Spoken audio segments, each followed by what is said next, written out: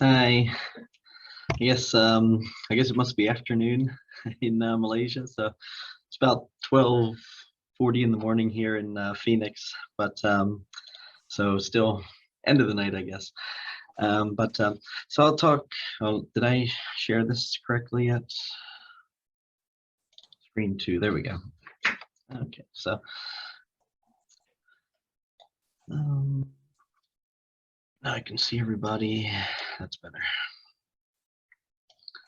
Okay, so I'm going to talk about community, social conditions, social impacts, and community areas. My research areas, I keep getting notifications to admit people. I guess, am I the only host there, or is that, anyway.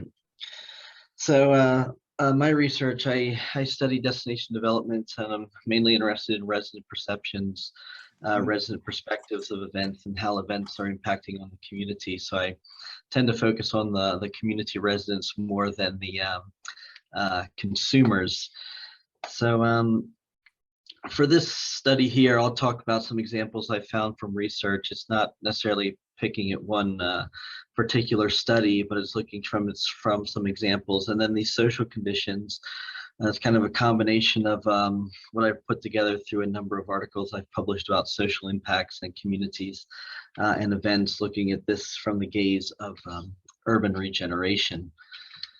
So I guess to give some context and some background here, that we have to think about how events impact the local community. There's been a lot of critical studies that have come out, especially when we look at the development of stadiums or new museums that are built for events like European Capitals of Culture, or if we look at new convention centers that are built. Some work that I've been reading recently in a book that came out a couple of years ago by Aaron Cohen. He talks about these event sites basically as being islands that are essentially shutting out the communities and the people who live around these areas. So we have to get a sense of how well the community is participating, how engaged they are in terms of their enthusiasm for the events that are taking place in these the new venues and facilities that are being built in these regenerated areas. So some of the examples I'll talk about draw influence from European Capital of Culture events. We did some studies in Rijeka, we did some studies in Matira 2019, Rijeka 2020. And then have some background for some work that we are doing in Novi Sad before the Capital of Culture, but we anticipate some of our work spilling over into that there. So when we think about Capital of Culture events, it's an extensive regeneration efforts. Earlier, when the European Capital of Culture was started, it was usually based in cities that were already established cultural centers. Then from Glasgow in 1990, it really turned into this kind of regeneration initiative. And even increasingly today, we're looking at how culture is being leveraged to create legacies in much smaller towns and well-known destinations across Europe. Culture, increasingly a driver of urban economic development, but we have to consider, again, the participation, enthusiasm, awareness, the how knowledge and information is disseminated to the local populations, as well as we think about social and community economic developments, because local residents will either embrace change or they will resist change. And if they resist change, that can cause some turbulence in terms of destination development during and after the event takes place there as well. Some of my earlier work, I drew a lot from Sense of Community, McMillan and Chavez's work, and that's from the Journal of Community Psychology, where they talk about membership, influence, shared emotional connections, integration and fulfillment of needs. And I mean, they were looking at how communities come together, but when we start thinking about tourism developments, we start thinking about events developments. We've seen a lot of scholars embrace these theoretical foundations from community psychology to understand social impacts and how residents are impacted. A recent book that I edited, and we drew on some of Costa Spear's work there as well, is when we think about how can cultural planning engage the community too, and one of the main focus of the book there was to understand how the community is engaged in participatory actions that events bring to place, and we have place-based expressions. Recent research is moving into placemaking, drawn from Alan Liu's work, because a lot of work we think about placemaking and placemaking from a top-down and also a bottom-up perspective in terms of what planners intend when they're building in a place, and also how participation efforts among the community can also be seen as a type of placemaking, to see how they are involved in the efforts and the change there as well. So a lot of this, as Richards would argue, has to do with the image value when we think about change and think about regeneration. But we're, from my research, we're more interested in the local enthusiasm and the local participation value that regeneration brings to areas that are influenced by events. So just, I'll do a little spotlight here on Rijeka. So Rijeka, about 2015-16 or so, they were nominated to be the capital of culture to represent Croatia. Croatia's committee essentially put Rijeka forward.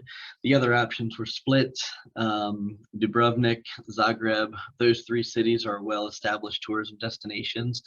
Rijeka, not so much. It tends to get passed by as people travel across the north of Croatia, going either down the coast to Zadar, going to the falls, or also going to the Eastern Peninsula there as well. So Rijeka was kind of seen as a strategic hub there in terms of trying to regenerate a new destination here in the north of the country.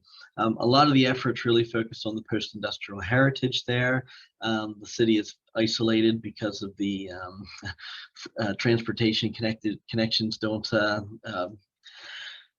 highways don't necessarily, the highways go around there. The train system's quite slow. The buses are sporadic.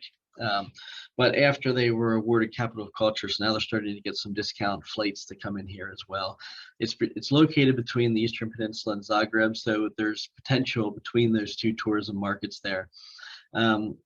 It was European Capital of Culture 2020. Of course, as soon as the Capital of Culture had their opening ceremony, then of course COVID disrupted disrupted the plans and the efforts. So a lot of the events were made virtual, which of course they put a lot of money and efforts into the downtown redevelopment strategies there, and then everything basically was shut out for some time. So they had their efforts to they made their efforts to bring people. Sorry, keep getting these requests to join pop up here. They made their efforts to get people to attend the events in a virtual sense, but now planning on trying to get back there next month, because we're going to focus on more of the participation efforts for the post-event strategy with the community residents. But because of the pandemic disrupting the event, we also want to do some intercepts with visitors as well, to try to gain their understandings of that changing situation there as well. This is just an example. Post-industrial city, they're focusing on cultural built heritage. A lot of these former structures that they have there in the city that have been abandoned, they've found some creative reuse for a lot of these complexes, like this former tobacco factory there, and they're turning these into small event venue sites to have capacity to host small events. A lot of them actually been turned into museums, so they can host cultural events as well. One of the old ships, actually Tito's old ship that's docked in the bay, that's been converted. They built the narrative around that as well, to turn that into an extension of one of the museums that are based in the city there too. But what's interesting when we think about community spaces is the increasing amount of work that's being, where attention is being directed here to placemaking.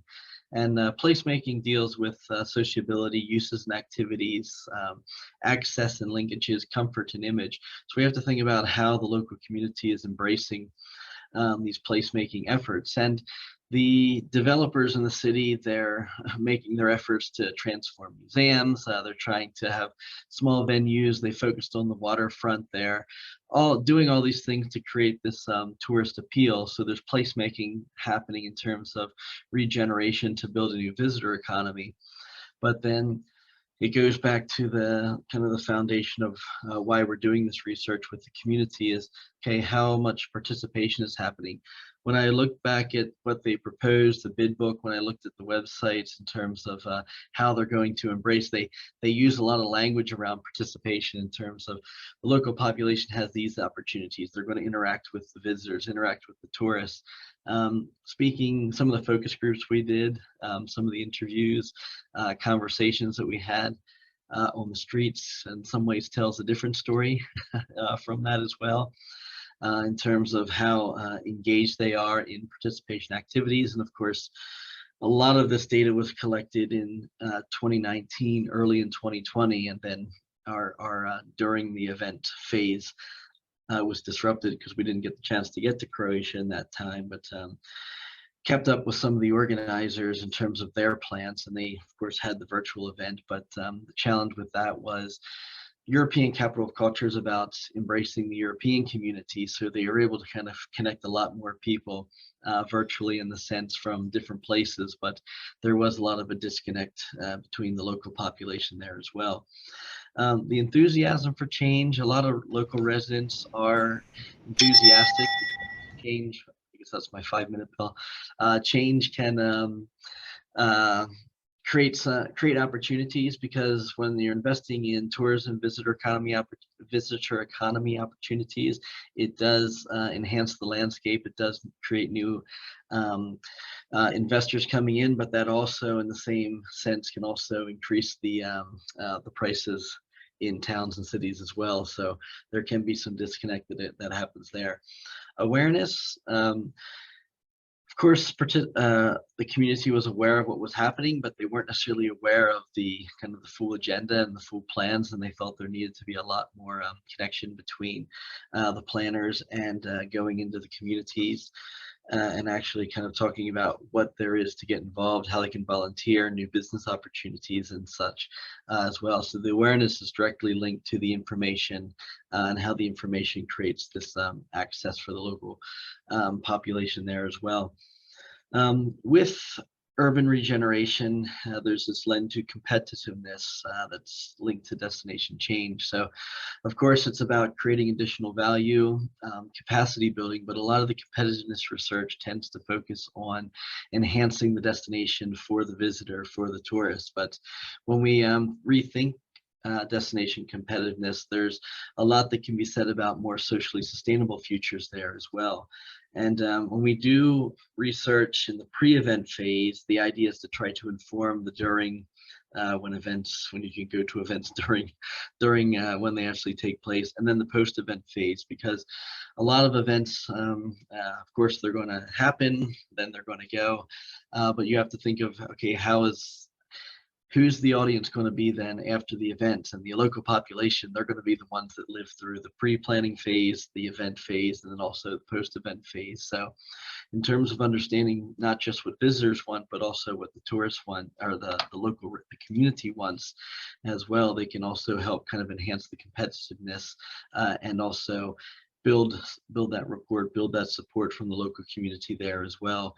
So understanding their reaction to new developments and also understanding their behavioral intentions and how they interact with these spaces has also been important to actually understand how the competitiveness of a place can be enhanced here as well.